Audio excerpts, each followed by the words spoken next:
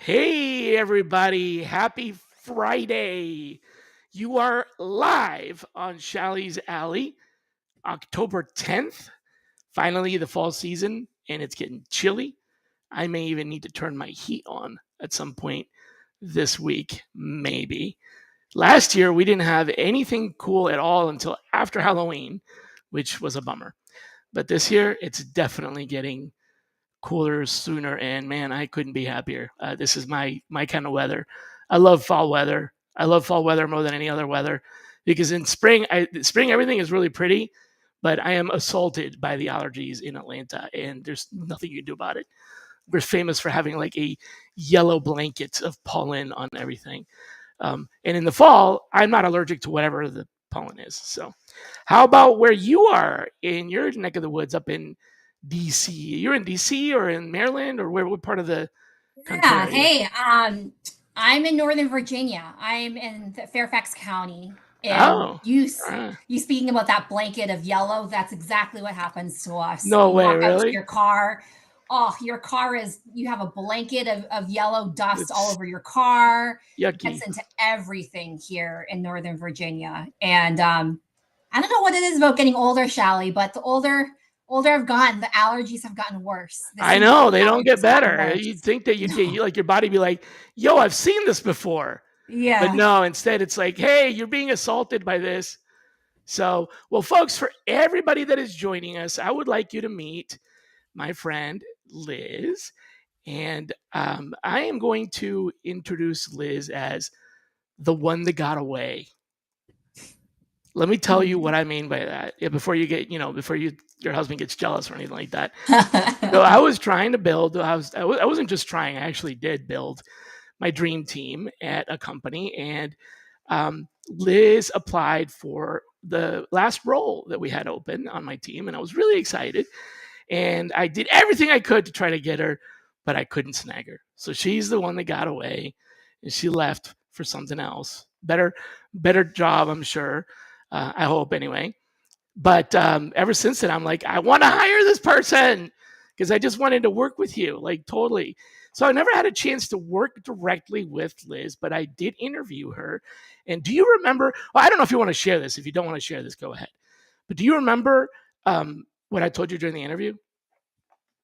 I don't remember what you told me, but I definitely remember our conversation in terms of we had a very lengthy We conversation did. Yep. and I so wanted to work with you and maybe someday I still will. I hope so. Which I would love the opportunity because you're one of the many leaders in our industry that I've followed and I feel like have really taught me what I know to this day.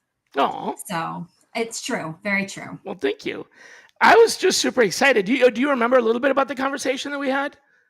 Well, we talked about like I know it the was like company 4 you're years working ago. for. Yeah, it was an RPO. We were talking about technology, probably about most likely technology, Yeah. because at the time I was like, I'm still obsessed with technology.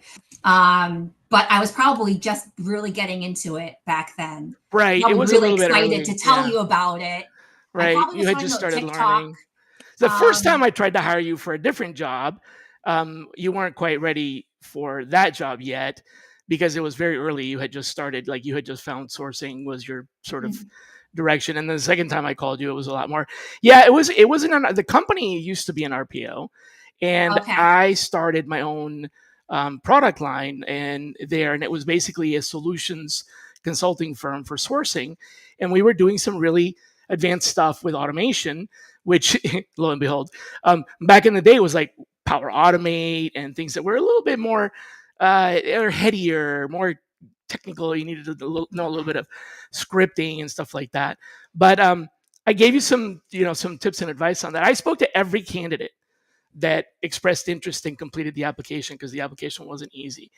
And I remember, setting up the meeting with you specifically and was like, man, this would be, so awesome if you could, you're like, I'm not sure. And I said, well, I know you don't know all this stuff, but we're building it. So we don't either, so you're going to learn it. So I guess you went out and you did that on your own, and you went Yes. and built all this other stuff on your own. And so when you signed up for the show, I mean, I invited you. I know that. I kept begging you to come on the show, but when you finally agreed, you made a comment on the form, my intake form, about what you wanted to talk about.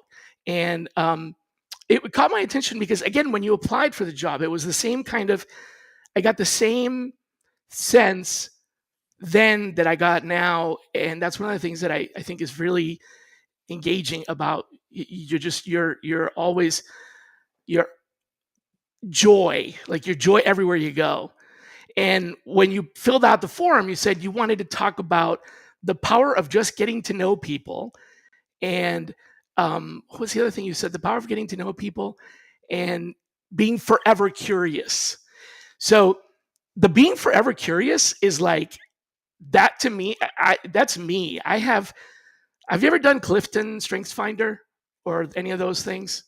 No, Like I don't think so. disc and stuff like that. Well, there's one called Oh, well, yeah, desk. Yeah, yeah. Of course, I know desk. There's Yeah. one called Clifton Strengths Finder, which I think is now owned by Gallup or whatever. And it goes and tells you what your strengths are. And so the idea is a lot of these tools say, here's your strengths and weaknesses, here's your gaps, go fix these things.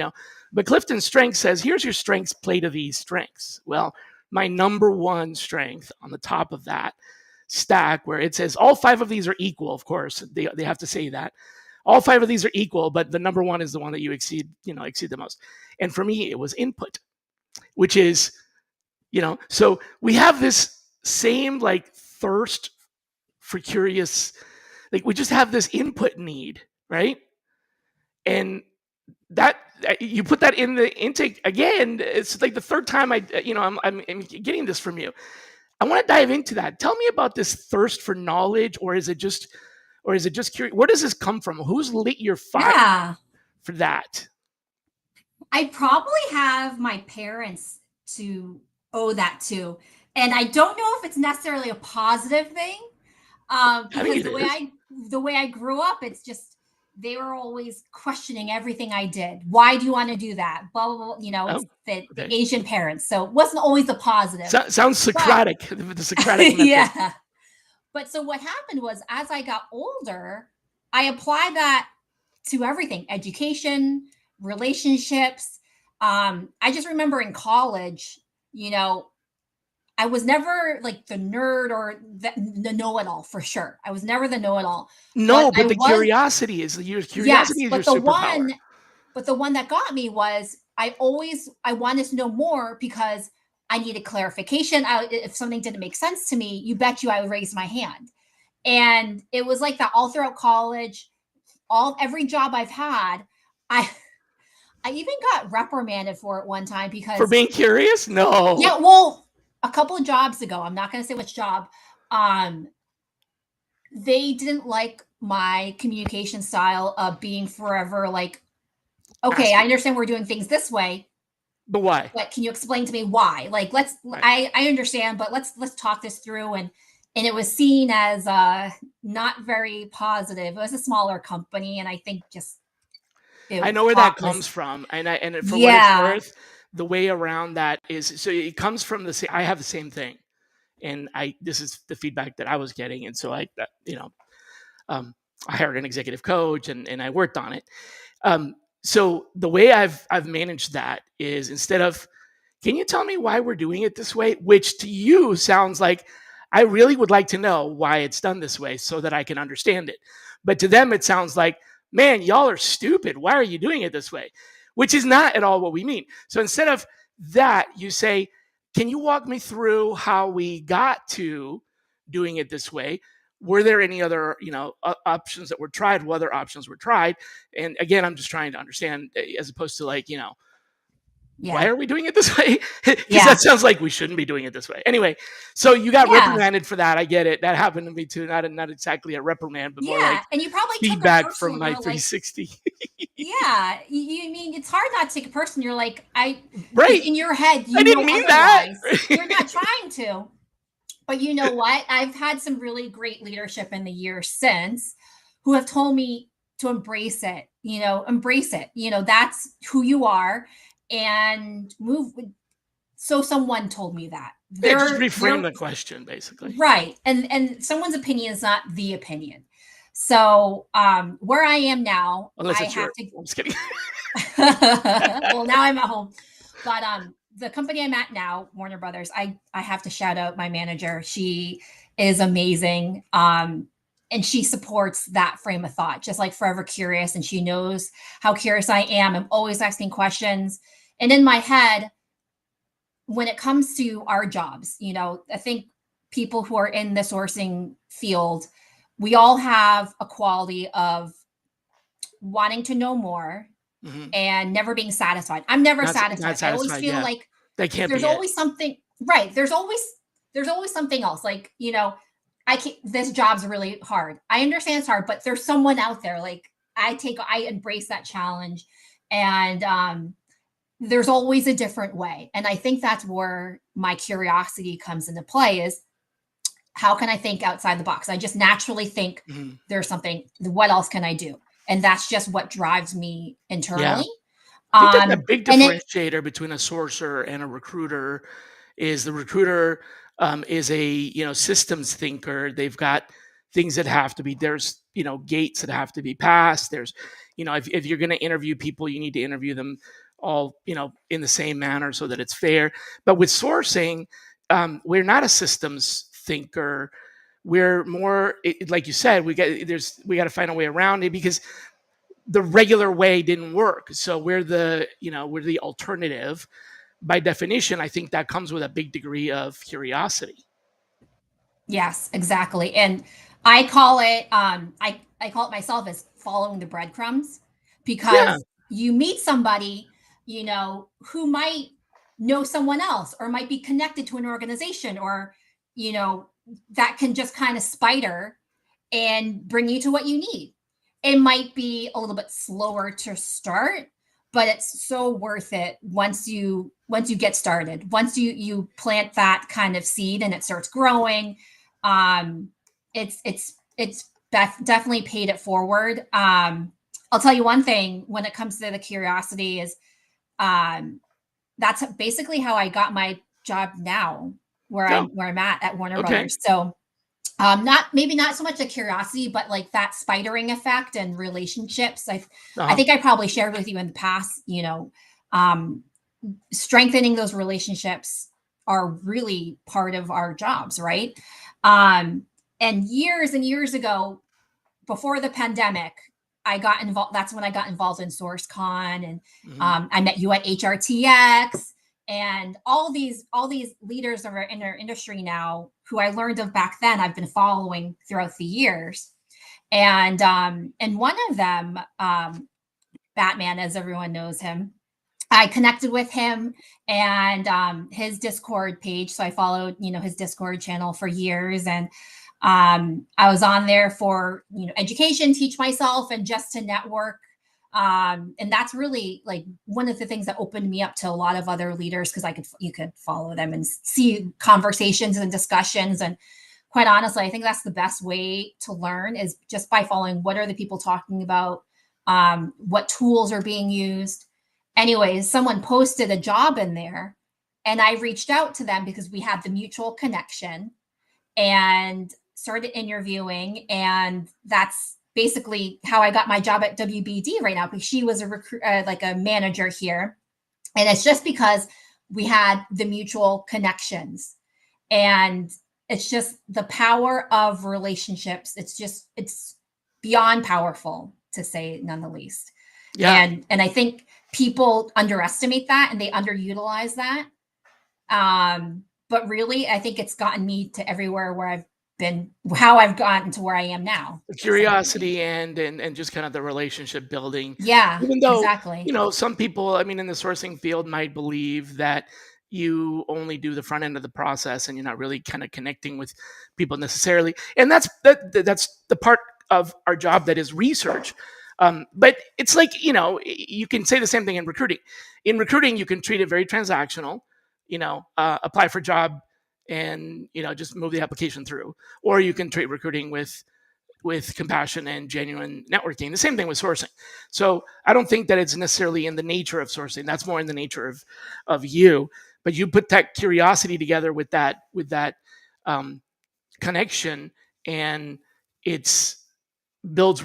I think what you're saying, and I'm hearing is it builds long term rewards. It builds like Mhm. a staying power um, that goes with you even if you end up going to another industry, like you're recruiting maybe for entertainment now, but if you ever go into another field, you still have that network, even though they may not be in the same industry. So Yeah, I wanted to ask you about the with automation, and because we started talking about automation when I the yeah, first two times that I tried to hire you. um, and so I just wanted to kind of check in with you. It's been 4 or 5 years, I think, since we first. I think we met a longer ago. We met longer than that ago, but it's been 4 or 5 years since we spoke about work. So how do you personally keep the sourcing human? Connecting, like you're saying, the connection, the curiosity, and the connection with the automation. Because I think today it matters a lot more than before. How do you maintain that perspective, that balance? yeah. Well, you have to put in perspective, put yourself, make it more human because these people that you are sourcing for, they're like you and I. They're our family members. They're everybody that we are in our lives, you know? So Right. it's like we have all these technologies to help us find those people.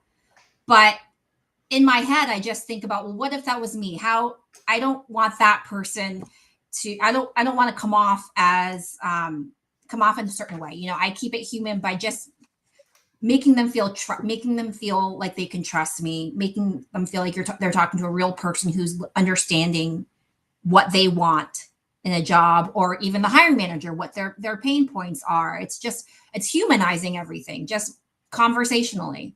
Are you Yes, we ever can. transparent about like um, like I'll connect the dots with the reason Yeah. I'm asking. Mhm. I've been doing automation longer than probably most, if not almost everybody, probably in recruiting, because I've been doing it since it was like green screens. And I've always been transparent about the automation. For example, I used to use mail merge, right? Back in before CRMs had sequencing, I used to Yeah. use spreadsheets and Outlook and mail merge, email merge.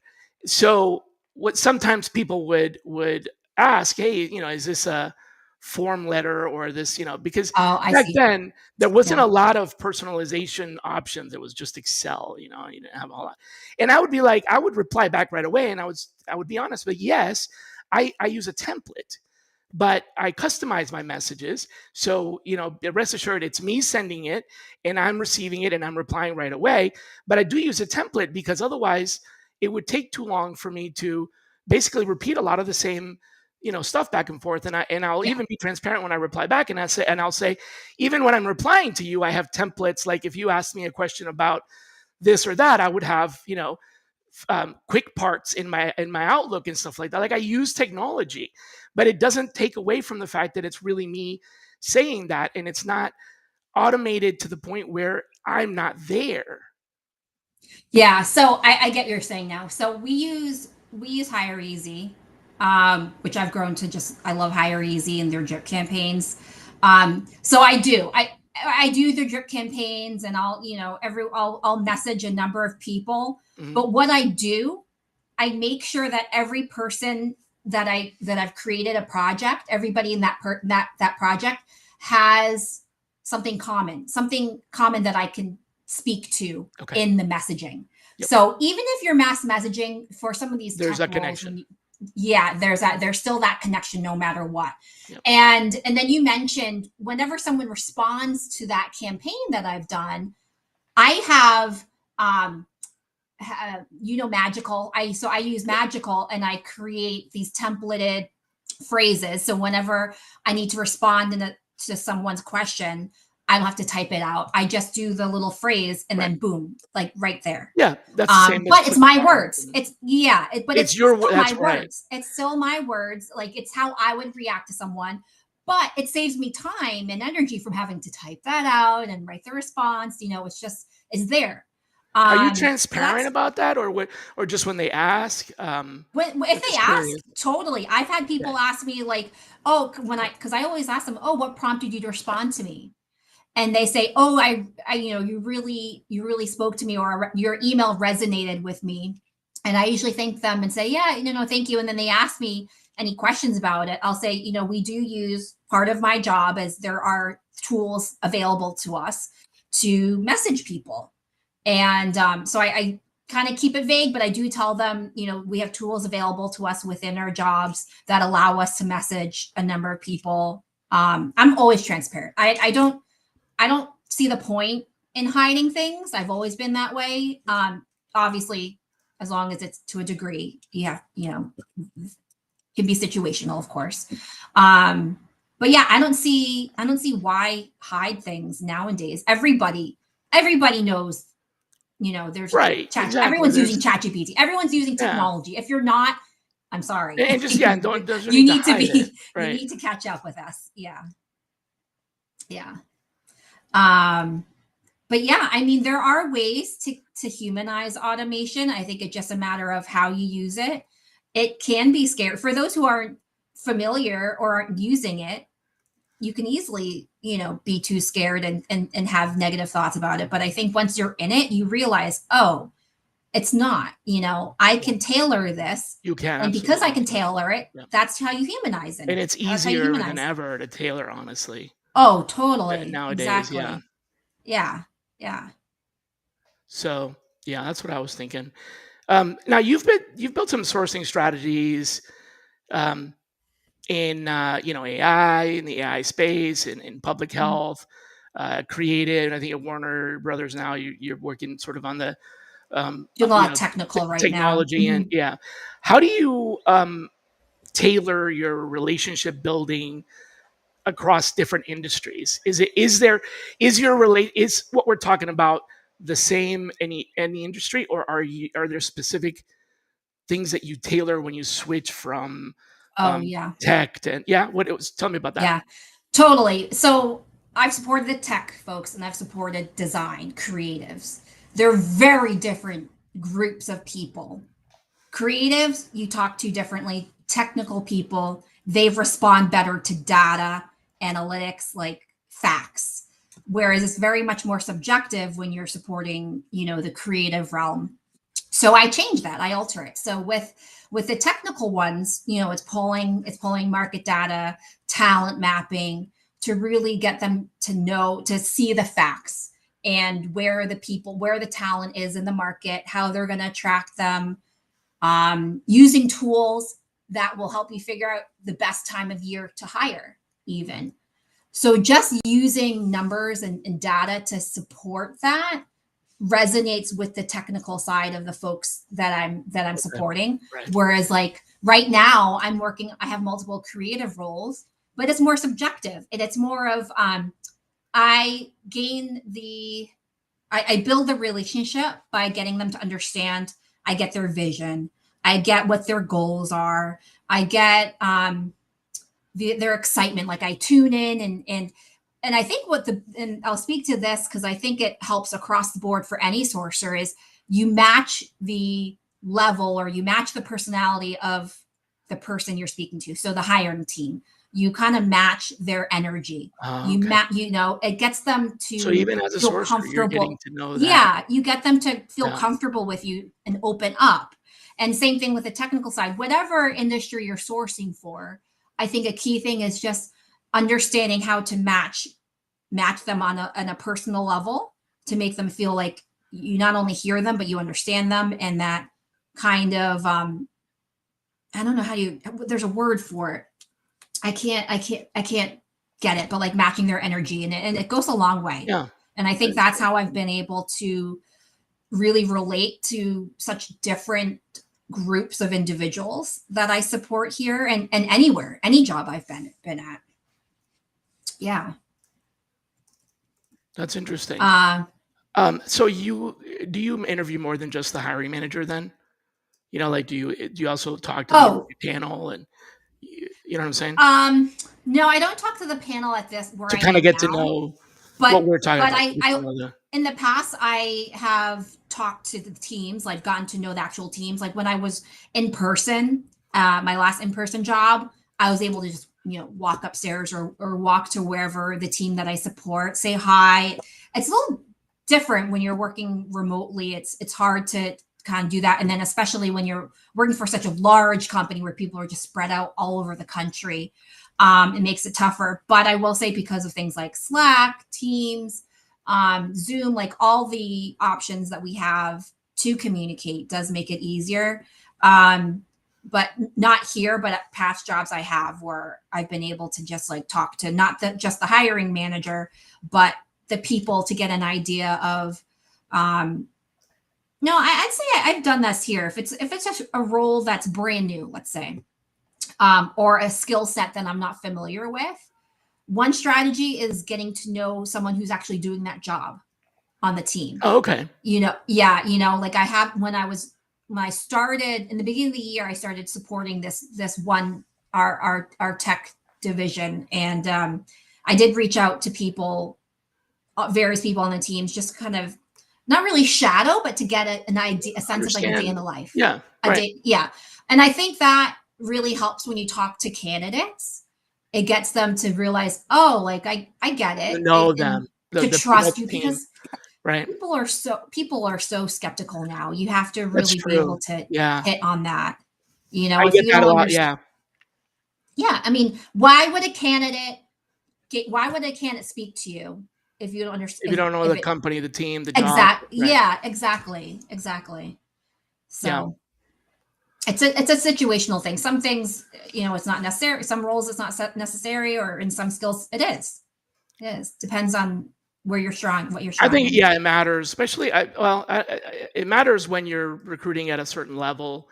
I think if there's a lot of the same kind of roles and the managers there's a lot of them, there's supervisors or something like that, might be a little bit different. But when the team is very dependent on the culture Mhm. of the leader and such, I think that makes a lot of sense because they will ask. I mean, even during the first 30 minutes of the conversation, they'll ask questions about the boss or or the team or So hands uh, down, yeah. yeah. Now you mentored sourcers, you've led teams.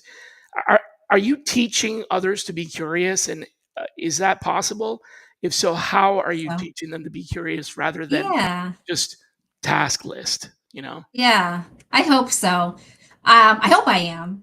Well, And how? my teammates that I work with now, I'm always knowledge sharing. I think knowledge sharing is just the key to everything, and getting them to want to know more. So anytime I see an article, anytime I see Mm, a webinar or any kind of learning, I share that you all the shared. time with Okay. my team. Yeah. Maybe a little bit too much. They're probably like, oh, here's another one from Liz. But like I think my goal is not to just shove it down their throat, but just to open up their minds, and kind of saying like, oh, this is what's going on in the industry. And sometimes during our team calls, we'll have conversations, and then that's when I speak up and start talking about these things, and trying to spark ideas in them. I think it's just the energy, and hearing from them. Like, let's say, oh, there's a bug. Let's say, someone's having an issue with a position. um all it takes is a suggestion, something that they haven't tried before, and then they're like, oh. And then I might suggest, I'm trying to think of okay, for example, let's say someone's really struggling on finding, they're finding the same people over and over and over. Well, have you thought to maybe try a different browser, um do a different type of boolean? So they're like, Right. oh, I Like didn't how do you know that. I try didn't know changing browsers or, or search changing engine or how whatever? I yeah, how changing the wording, or I didn't know what X-raying what's X-raying? So that just leads to questions, and then I foster that, and then they're kinda like, "Oh, tell Oh, me more." Um, mischievous. Uh-huh. there's always something, and I hope they're getting that, and I think they are. I've had conversations with people, and then not just people on my team, but peers, people I know in the industry. Um, I had a friend who was prior military, and so she went military versus the college route, and so she did college after the military, and then she was curious to learn about what I did in recruiting, and it opened up her mind, like just kind of filling in like what I do, and then she just kept wanting to know, okay, tell me more, and then now she's fast forward, it's been like 5 years since now she's been in it, and now we can have actual conversations, and she actually teaches me things as well. um Love so it. it's not just about getting people to be curious, but also So teach if it. they get you Basically, to what I'm be hearing you. yeah, getting to be curious to myself, like them educating me too. So it's a two-way street also, I have to So say. yeah, so it's like almost like teaching makes other people. You teaching makes them curious. I would say, I don't know if it's teaching, but like more recommendations maybe, because I don't want to preach, like I don't No, no, no. I see. I've I see what always you're been saying. sensitive to, like, Yeah, because you're not talking down I'm to not them. telling, yeah, I'm You're not talking down to sharing. them. I guess Yeah, I should say exactly. you Yeah, sharing is because you're sharing makes them curious, and if say you weren't yeah, sharing, it may be a little bit more difficult for them to learn to be curious because they feel like maybe they shouldn't be yeah, asking or whatever, right? And there could be something there. Yeah. So um yeah. I totally I get always think of the Reading Rainbow. Remember Reading Rainbow? The more I you know. don't I remember I didn't grow up in this country, so I a little bit of Oh, a yeah. I'm an yeah. ESL, as they say. Oh, yes, yes. Um, I do miss on some of the cultural references, especially from childhood stuff. Um, but tell me, so um, French fries. Yes. Yeah. I get people asking me that a lot, and I don't remember. I Years ago, I took, I don't know if it was a course or what was it, but it was on like self branding. Okay, Yep.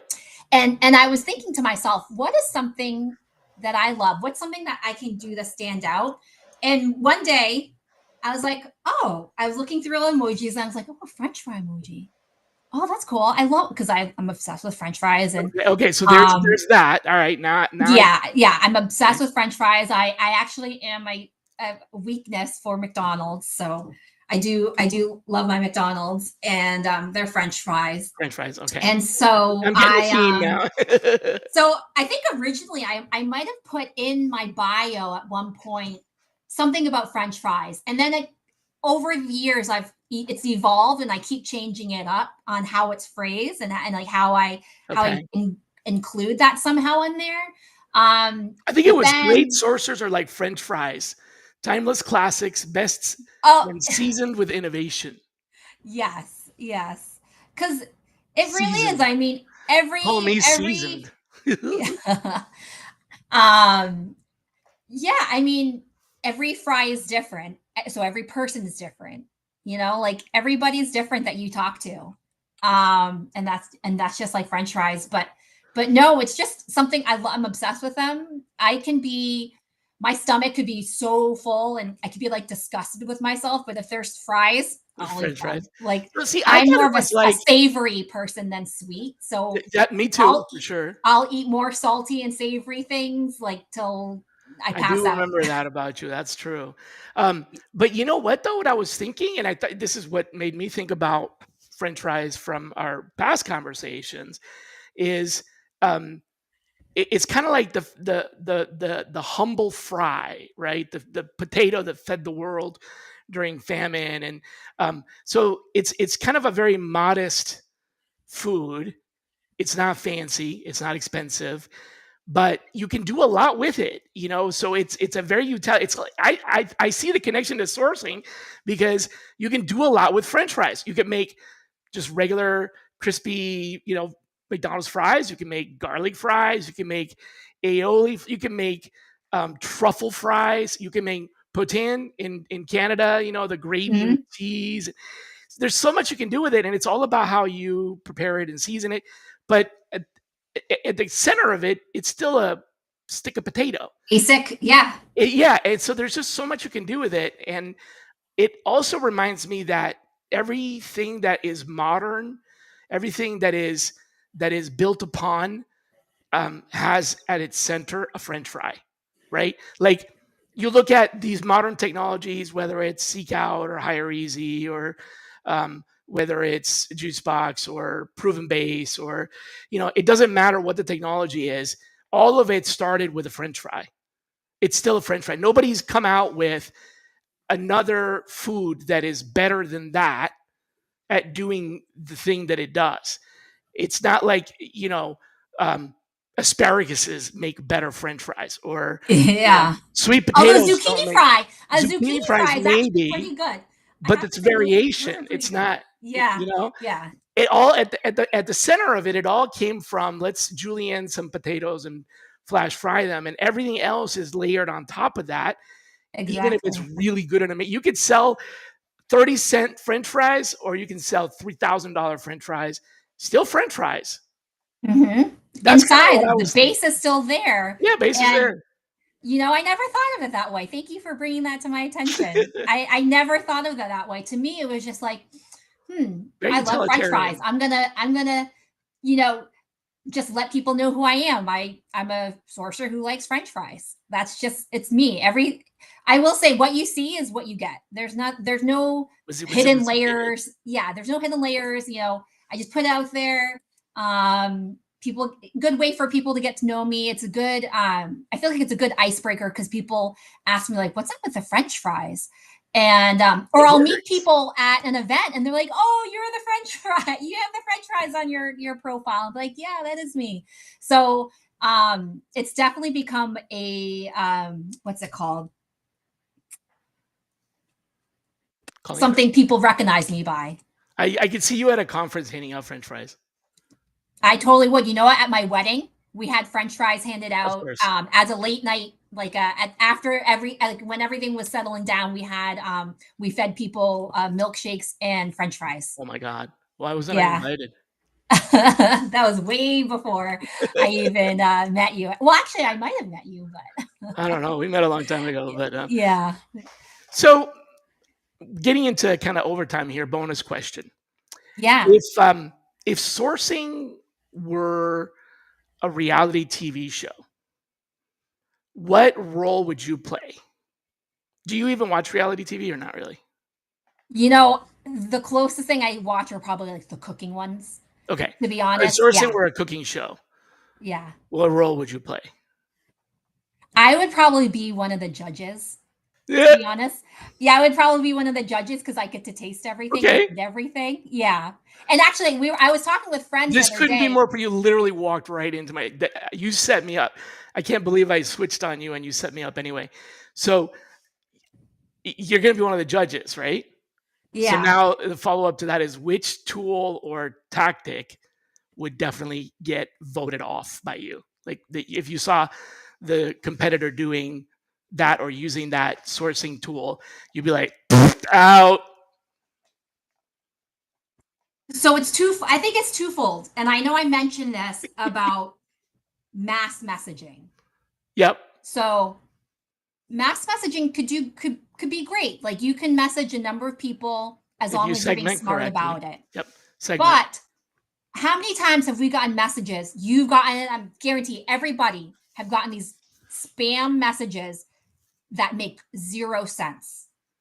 Yeah, like, Zero sense. "Hi, Instantly, Shally Steckrell, talent advisor, like XYZ." You're like, clearly, yeah. "Did you just I see copy and paste?" right through. That would be out of here in a heartbeat. Right. If someone served that Okay. up in the reality, I'd be like, "You're out of here. Nice try." Like you're a fraud. Like Do you're better. just wasting. Do Yeah, do better. better. Exactly. So it's Nice. twofold. You can be Okay. smart about it, but Right. I know Right. we've all received that. And we've all made mistakes. I mean, I've accidentally Oh, done that.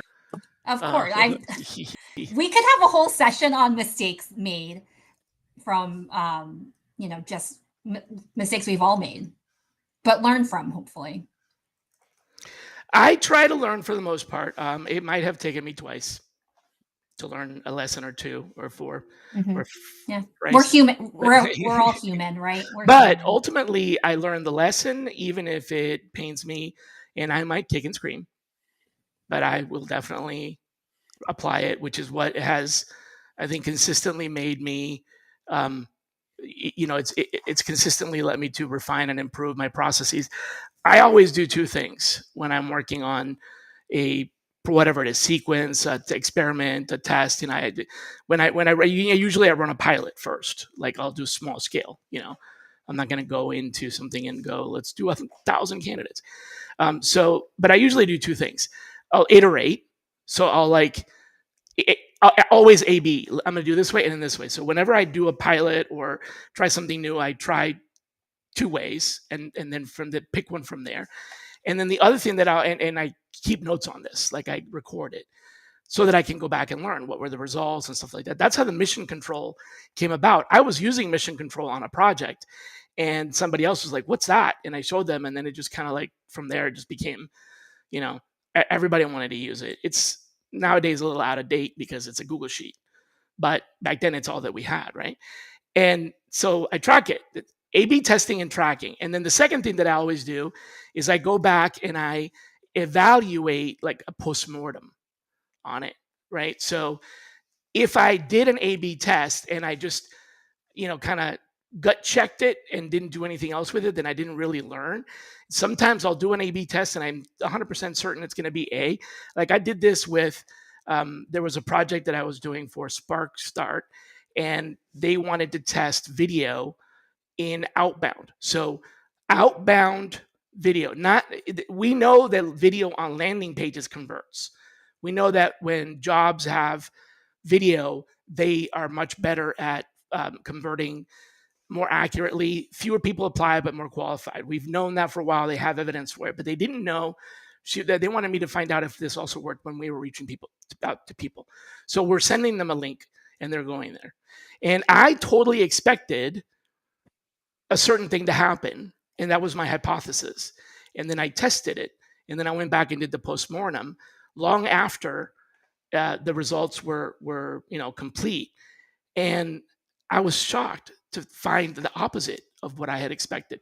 What I thought would happen when sending out emails with links to landing pages that had video versus the exact same landing page without video, like literally half of the emails had video, half of them did not. Same everything, same segment, everything. I thought the ones with video would convert more. In other words, out of the percentage of people that landed, more would apply. Wouldn't that be your instinct or not? I I think it depends on the audience. Who was the audience that you were reaching out to? So this particular audience was technical people, mobile developers in Toronto. That's tough. And then how quick, how long was the video? Was it a short video? The video was a 30-second video of the hiring manager introducing what their team does a day on the job. Like, hey, I'm Shally. This is what my team does. Yeah. Love to have you apply. Literally. I think it depends on the audience. Depends But, certain, but look at the if A/B they, though. Look at the A/B yeah, test. Would you yeah. assume that if I sent 100 people the link with the video and 100 people the link without the video, same job, would you assume or would you expect what I expected, which is Yeah. more of the 100 would click and convert with video than without? I would think, yes, curiosity would cause someone to want to see what that was about. So you would think there would be more clicks. Was it the question that I would ask you is how easy was it to see that video? Was it If just they, one click and opened? You didn't yep, have to like, nope, one okay, click and open, okay. one landing Yeah. page. So they That is click, interesting. they would click and apply for the job, Yeah. or they would click and apply for the job with the video there. I mean, literally, it's the exact same thing. So I thought more people would apply because seeing the video would appeal. Yeah. And I it was did. And it, wrong. No, fewer people applied for the one on the video. Fewer. huh. So it wasn't 100. It was more like 700 or something like That that. is interesting. But yeah, That so is that was what interesting. I was like. Yeah, the video is going to work, right? Of course, it works on landing pages. Yeah. But let's say out of the 100, 70 people applied without the video, and 20 people applied with the video. It was significant. It wasn't just a slight difference. So after I did the postmortem, then I went back and I repeated the experiment again to prove it. And now I didn't Yeah. try it with a different demographic. Um, the second time I did it was the same role, but I went gender specific. So I was Oh, specifically targeting female engineers, and it was a female engineer manager in the video versus before that I wasn't. There was no gender specificity. This was now I was comparing for gender because we had you know, yeah. a gap that we wanted. It was Mhm. not, it wasn't a bad gap, but we had 3 people leave the team that were females at the same time for very completely different reasons, which then was like, oops, like not because they were female, Lucky. they Just just unlucky. happened. Yeah. Yeah. It just Yeah, and happened that way. right, so like 3 out of 7, and then all of a sudden you're like, uh oh. But anyways, and the same pattern happened. So what I learned after the postmortem, which completely turned my world upside down, was that fewer people applied because those were the people that really wanted the job. And on the other end, where more people applied, we had a lot of pre-screens that failed, and we had a lot of pre-screens that no showed. So, in other words, let's say out of the 100 people without a video, let's say 50 of them applied, 10 of them scheduled appointments and didn't show up. Like that's a significant, Yeah. number. I'm not giving you exact numbers, but weighted against the 20 that applied instead of 50 for the video, all of them showed up and almost all of them passed the screen. So way fewer applicants, but way higher quality, which ended up saving a lot of time because it saved the sourcer's time on screening. It saved the recruiter's time on the whole workflow, fewer people in the workflow. And the hiring managers interviewed on average 1 person fewer per hire. So instead of 5 interviews per hire, 4 interviews per hire, which saved. So it was like a win, but for completely different reason. Yeah. And I think that's the beauty of A/B testing Yep. and doing something like that. I've done And that then going before. back and thinking about it and going, why? Yeah. Right? Yeah. And the why, it's like I've done that with using humor in my messaging. Now you have to be very careful in the Yes, you do. demographic and who you're using humor. But it works. But some of these creatives, they're just so they're you can do that with that It demographic. works with, yeah. I could never do that with a security engineer. I could never do that with an Actually, I architect. did. Or maybe, I maybe did. okay. I Did got that a funny work? one. I got a funny one for you. You know what the football is? Like the sport football? No, the football among security engineers. This may not No, be I a commonly used term, but it was familiar enough to okay. me. So a lot of times in teams where there's a lot of remote workers, um, and especially for the security team, they usually have a person that during some sort of company function or event has the football, which is a backpack Mhm.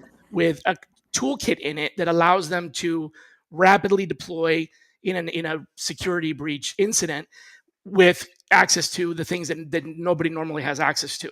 So it's a hyper secure connection to the back end, and so it's kind of like the security.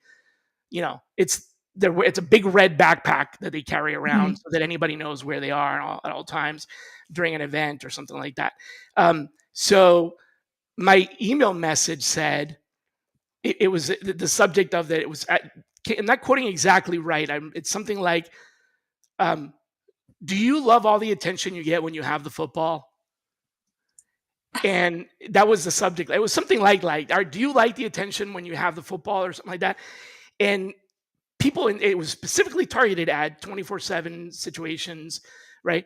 People that got the joke replied back and went, "Oh my God, I hate that. It's everybody asks you what's in the backpack, what's in the backpack." And I'm like, yeah, we're hiring for this job. Well, you know what? Something like that. I love a great subject line because the subject That's line what it can was, weed, humorous, but it wasn't like yeah, it can weed out the people you don't want. Why waste your exactly. time? Start it right at the beginning. Why waste your time on someone who's not going to get it? They might be qualified, But they don't want but to have the football. yeah, but they don't want that job.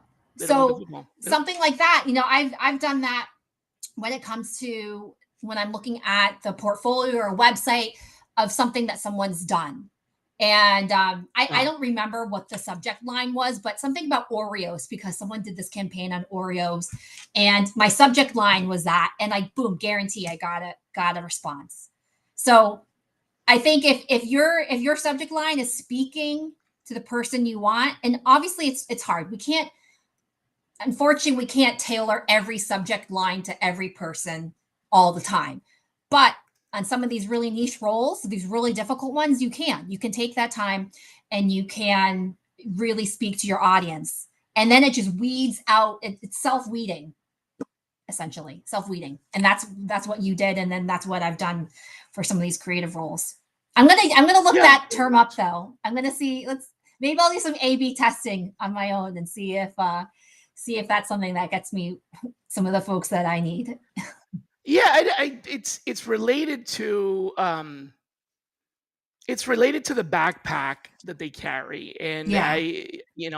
this was something that I was talking to the CISO during the intake call, and I was asking, part of the things that I do during my intake, I ask questions around things that are different, unique about the team, and is how can I sell the team? What you were talking about before, it's part of that conversation, and he said, well, we have a lot of we do a lot of events because there's like conferences and stuff like that, and sometimes our security team needs to carry around the football, and I'm like, the whatty. I had no idea. Um, and so he's the one that explained it, and so I used it. It's the first time I'd ever heard it, but I understood from the CISO that this was not an unusual scenario.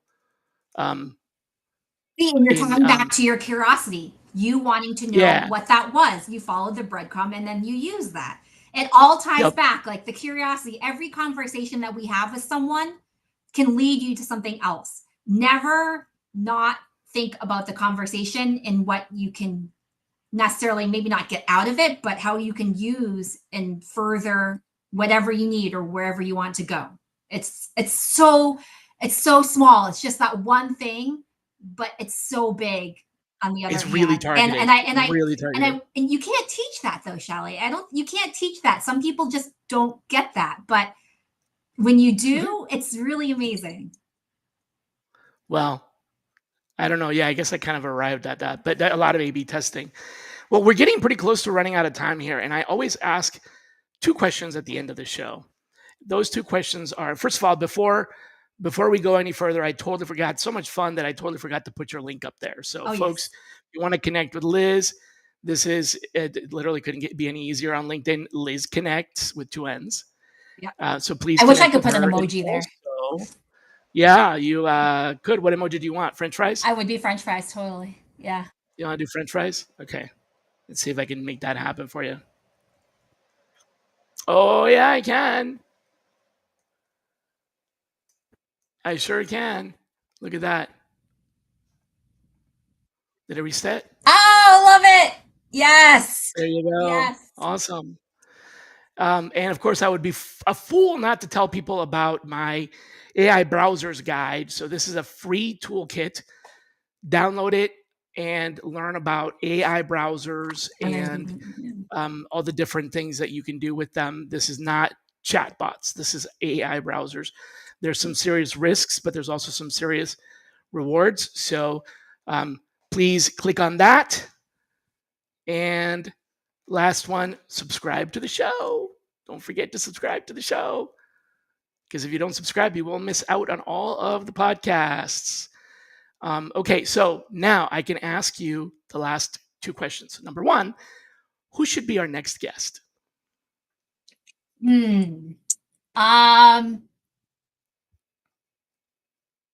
I would love to see someone like Greg Hawkes. Has he ever been on your show? Ooh, I don't think so. He would be a good one. He'd be a really good one. On it. Yeah. Right. I've learned a lot from him. I actually interviewed with him once too. I was totally fanning out, like girl fanning out when I was talking to him, because everything, like when it comes to scraping and data scraping, I learned Mhm. all of that from him. So he would be a great person, person to have a conversation about all that with. Yeah, I know him, but I just haven't. I may have invited him a while back. I'll definitely hit him up again. I Yeah, definitely know him. So thanks. That's a good one. yeah, Okay, you're off the hook on that one. And then the last question is, folks a lot of times like to listen to this after after work, and they're not really available on Fridays at 1. So a lot of times people watch and listen to the recording and on the podcast, of course. So I want to give them something to think about, a thought-provoking question. So give us something that we should ask ourselves. yes. That is a good question. Um,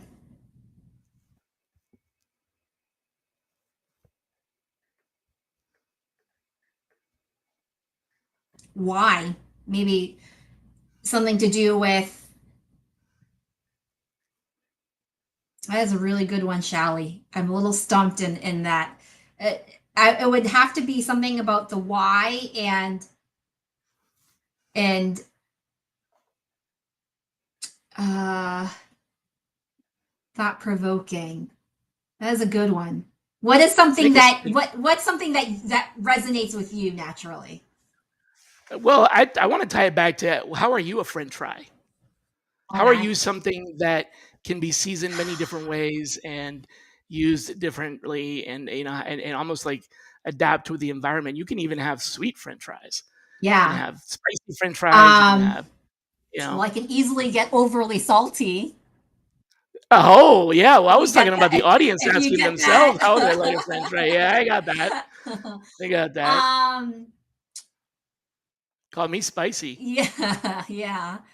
That's a good one. I might have to. Oh, I'm not a very good thinker on my feet type of No, person. that's okay. I think if we ask people to ask themselves, how Yeah, are they like a French fry, in that they can, adapt to their environment, if you will.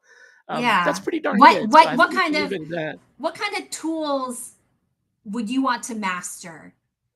So there's too many tools out there, but maybe ask yourself, um, Okay. what can you simplify? What can you maybe not necessarily automate, but what is your biggest challenge and what tool can help you with that?